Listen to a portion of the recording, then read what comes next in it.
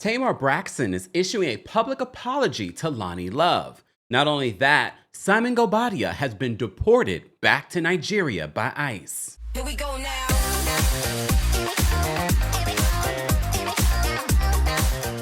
Welcome back to the Kempire channel, your #1 source for pop culture news and music, entertainment, reality TV, and so much more. As always, be sure to like this video, subscribe to the channel, and hit that notification bell so you never miss out on breaking news when we go live or when we upload. Don't forget, guys, the Kempire After Dark, the villain era, is coming to Philadelphia on July 10th. That's a month from today. There are meet and greet tickets available for that show as well at City Winery. Get your tickets today for that. And if you're in Atlanta on August 5th, we'll be there. Then in DC, we'll be there on August 22nd. And then back here in New York City for the final part of our tour for the summer, September 12th at the Green Room 42. Tickets are now available in the description. Don't forget, for the New York City show, there is a live stream option exclusively for that show. And what happens in Philly, Atlanta, or DC won't be happening in what we talk about in New York City. Get your tickets today for those shows, including about some of the topics that we might be talking about when we get to the Kempire After Dark, the Villain Era Summer Tour. We have to talk about Tamar. Tamar, we did a separate video talking about Tamar's interview with Nene, where she made some very gross comments about Candy and her former co-host of The Real, Loni Love. Wow, and in creating the show. That's why I'm saying I wish he would have told me that, because I wouldn't have cast Big Bad Cadillac. I'm finna get ready to leave. We probably would be in our 10th season by now. Thanks. Ain't that dumb?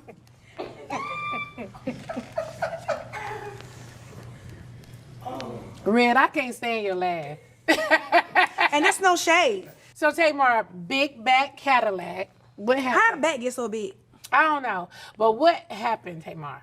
Because okay, so when we say Big Back Cadillac, who are we talking about? The person you just named. Oh, so Loni ended up being the person in the place of where I think, that's what I think, I'm just assuming now. They came to me with the contract for The Real, and then I ultimately did not do it. I don't understand that. Well, and when I go back, did Bravo not let you do I it? think it was Loni. I could have been wrong, but you just put me on to something thinking like we had two big personalities. But I don't think, because they knew you were coming from the jump. They knew that. They built the show. I always thought it was Loni. I always thought it was Loni. So when you're producing a show like The Real, do you have a say-so in the casting, or you really? I had a lot of say-so. I casted Tamara, and also casted Adrian. Okay, nice. And Sally Ann casted Jenny Ma, and I'm assuming she casted Big Bad Cadillac. Yeah. Okay. So Big Bad Cadillac. I mean, not Big Bad Cadillac. Big Bad Cadillac. I said it wrong. I mean, so we're talking about Loni. I've actually done a lot of work with Loni. I recently did the Oscars with Loni. God. So I also had. She had kitten heels on. I had Ladies. Did she have kitten heels on? I can't remember, but I did Ladies Night Out in comedy, and she was on that show as well. Was she easy to work with? I just hosted it, and Greg kind of like helped, yeah. She wanted to go on last. She went on last. Yeah, she closed the show, if I make no mistake. She did close the show. So without speaking about the contract and the network, I mean the girls, your castmates. I don't think it had anything to do with them outside of Big Bad Cadillac.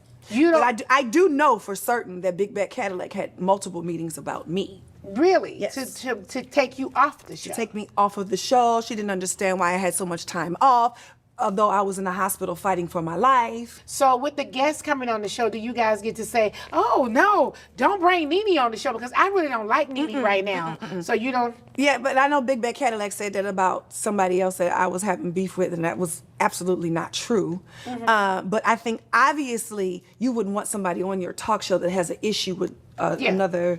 host. Yeah, another host. But and she would say a lot of that, like, because I remember Todd Chrisley called me, and he was saying that Big Back Cadillac was saying that I don't want him on the show. And we were friends. I was like, what are you talking about? I didn't even know that you was trying to get on the show. Right. And I think that was something with Toya that she put in her book that I stopped her from being on the show, and I didn't even know anything about it.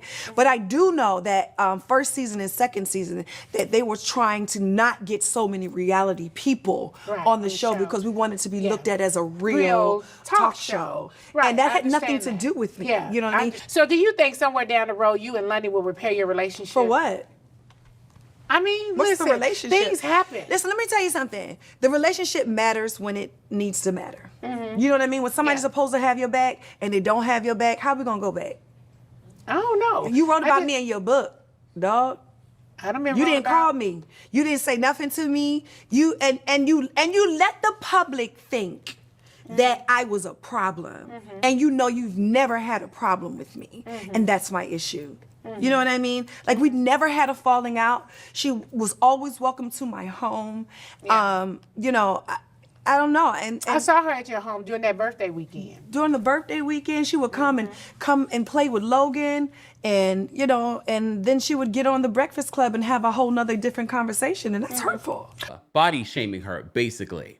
So now, in an interview for BET Awards weekend with Lauren LaRosa, she's talking about that and issuing a public apology. So there's never any reconciliation that will happen with you and Loni Love? I'm not going to say that, and I do want to say that that is me being on Nene's show. I love Nene. We have a lot of history. Yes. But that is an interview that I'm not so proud of, because it was a lot of girlfriend kitchen talk. You know, okay, so imagine being at a bar with your girlfriend that you haven't seen in a long time, and y'all have cocktails and y'all just start talking about stuff, right? Okay. That was that interview. Got you. But yeah, I mean, not Tamar, But Tamar's also not new to doing interviews like this. She's also not new to doing something and then backtracking on it.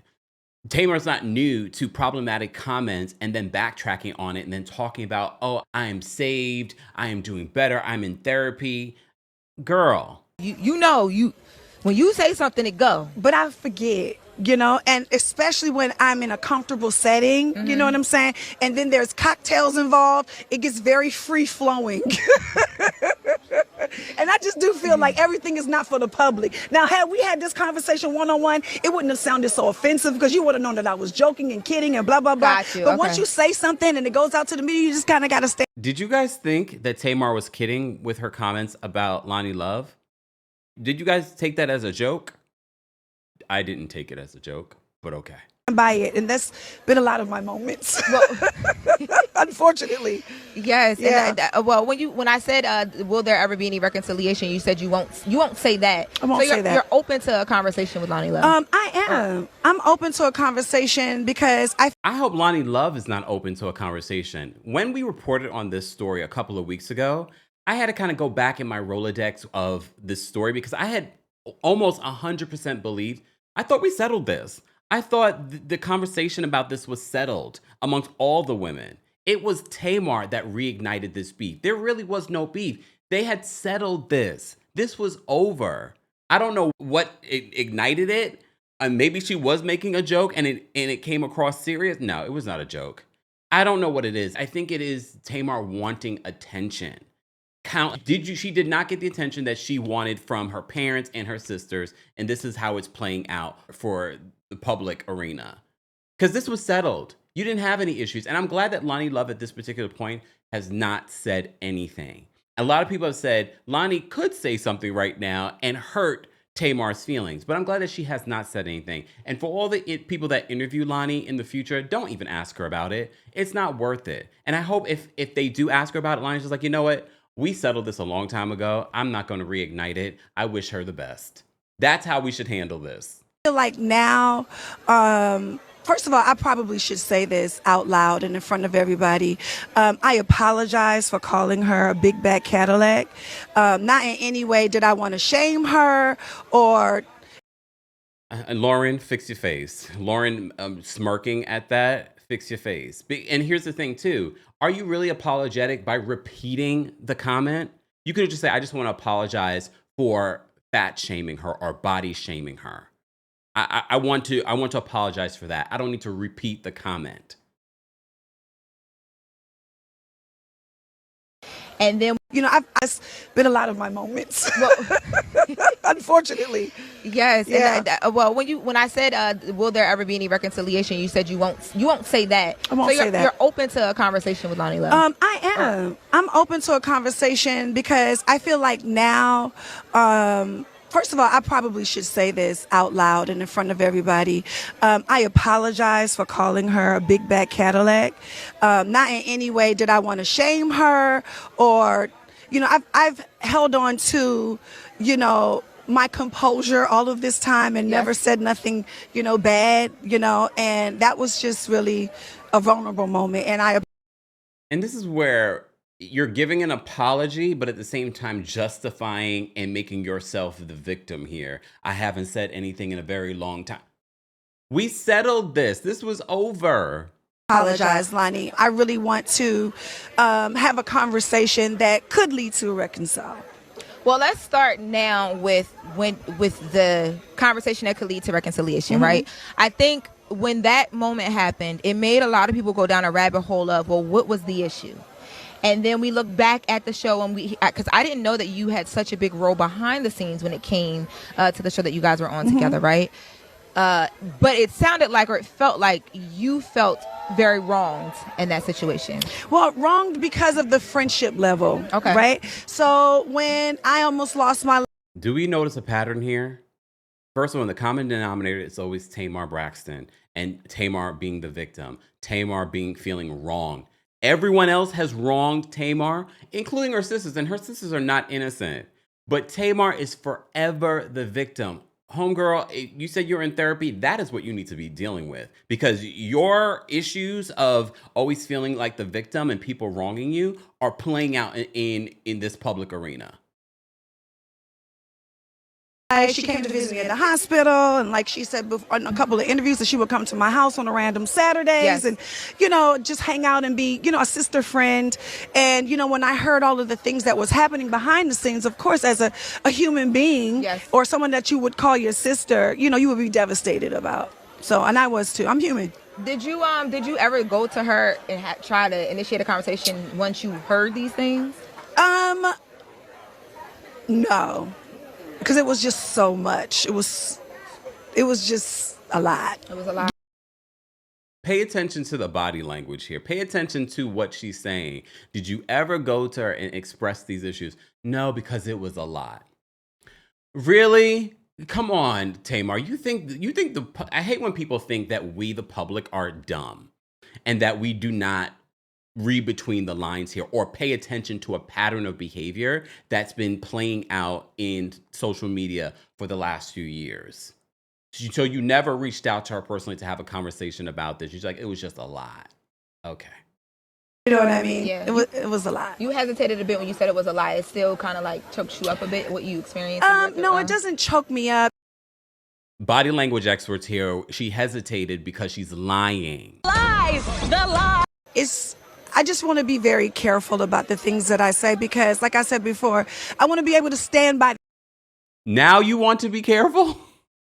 This is very immature behavior of someone that doesn't have the maturity to stop themselves before doing something that's going to be hurtful to themselves and others. Things that I say. Gotcha. And on my healing journey, and like when that. I watch things that are, not so much like me in the now, I become disappointed in myself. Yes. And I always want to show up as my best self where I am proud of myself and where I can physically see my growth and be happy about it. So that's why I'm very leery about what I say, because I don't, you're somebody I really like and respect, and we could definitely have a comfortable conversation outside of these mics. I got you. And so I just want to remain as somebody who, I look at the end of the day and be happy. All right. So look, I don't know if they had a conversation about the candy of it all. I'm okay if they don't, because at the same time, to me, it's just going to be more and more excuses as to why Tamar behaves the way that she does. She is a perpetual immature child. She needs to heal her inner child because it is not healed. No matter how many times she says it, she is not healed. But I do wish her healing in this lifetime. Let's talk about some more healing, because the world might be a little bit better. And I'm actually surprised that we haven't heard from Simon Guobadia on social media, because we found out this morning from Us Weekly that Simon Guobadia, even though the streets have been talking that Simon had been released from ICE, but him being released from ICE didn't mean that he was going to be released to continue to defraud our immigration system here, allegedly. I don't know if I need to even say allegedly. There's a lot of proof about it. But anyway, we'll say allegedly for our attorneys.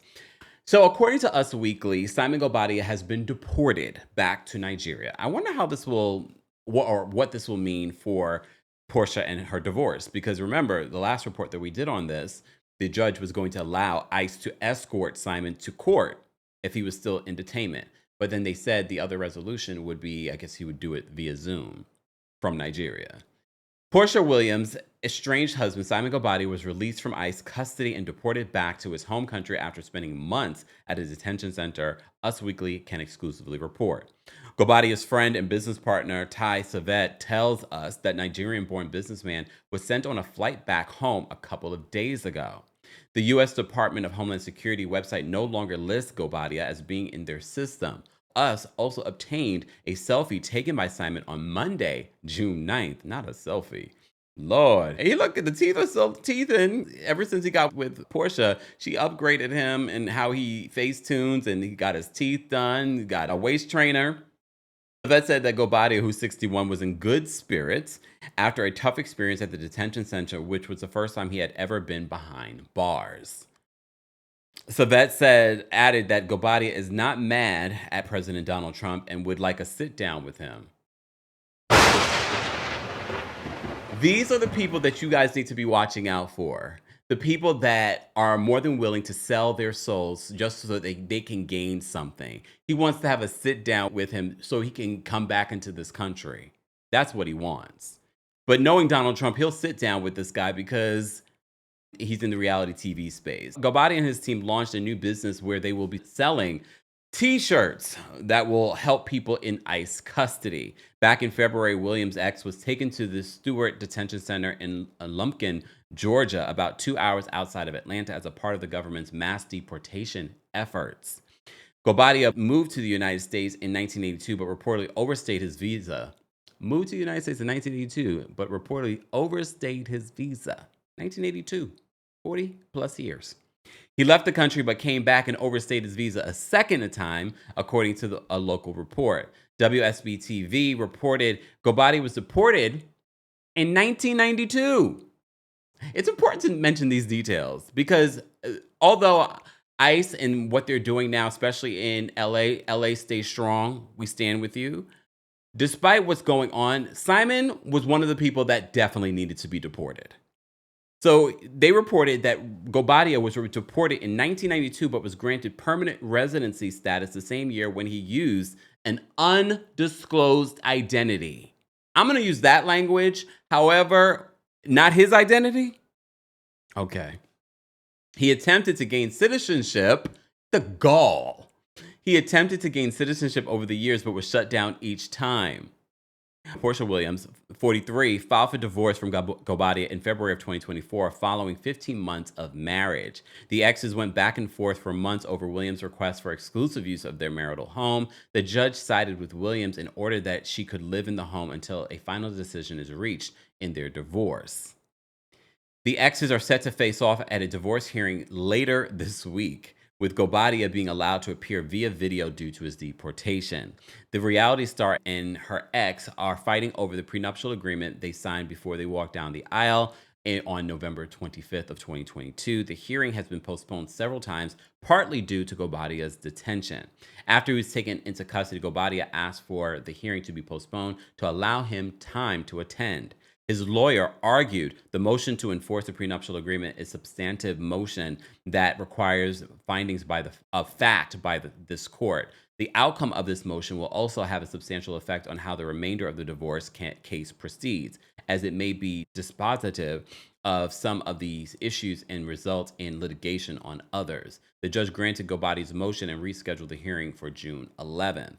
The order instructed ICE agents to transport Guobadia to the hearing if he was not released. For her part, Williams filed a motion requesting permission to attend the hearing via video. The RHOA's lawyer told the court Williams is a well-known reality television personality, a career in which last-minute travel and unexpected opportunities frequently arise. He continued, Williams shows that this employment opportunity would help Williams offset the numerous financial obligations that Guobadia has failed to maintain under the temporary order, as well as to offset the significant legal expenses Williams has already incurred in pursuing enforcement of the parties' prenuptial agreement and defending herself against Guobadia as it relates to the instant divorce action. I don't understand how you're fighting a prenuptial agreement and you've only been married a short period of time. You agreed to it when you got married, but now all of a sudden it's incorrect? Okay, because it doesn't convenience you? All right. Williams shows that her request for the virtual appearance is made in good faith and reflects a balancing of her professional obligations and the serious nature of these proceedings, not a desire to delay or further complicate the instant litigation, the reality star's attorney argued. The judge has yet to rule. Well, the 11th is tomorrow, so I guess we'll have to wait and see how that is handled. I also know that it was the BET Awards yesterday, and a lot of reality TV stars, including Nene Leakes, were there. Nene was hanging out with Kelly from the new season of Real Housewives of Atlanta. I just saw photos and video of her hanging out with Angela Oakley, who she says that she knows and she enjoys on the show. So we shall see. We even had Kenya talking about how she enjoys Angela and she would like Angela to be a part of whatever iteration in her head would be the ideal cast for Real Housewives of Atlanta. Angela, you're still winning, girl. All right. Guys, I want to know your thoughts on what Tamar had to say about Loni Love and your reaction that Simon Guobadia has been deported back to Nigeria. But he's willing to sit down with the current president to discuss it. As always, be sure to like this video, subscribe to the channel, and hit that notification bell so you never miss out on breaking news when we go live or when we upload. And sidebar, don't forget, we are still raising money for the center. With everything that's going on in this world, organizations like the center that provide safety and services for our community are in danger. Help them this month for Pride Month. 100% of your donation goes to the center. So donate what you can. We are over $1,000 already. So thank you to everyone that's already donated. But if you haven't, or you want to share this video so someone else can donate, please do. Thank you in advance for your support. See you guys in the next one. Here we go now.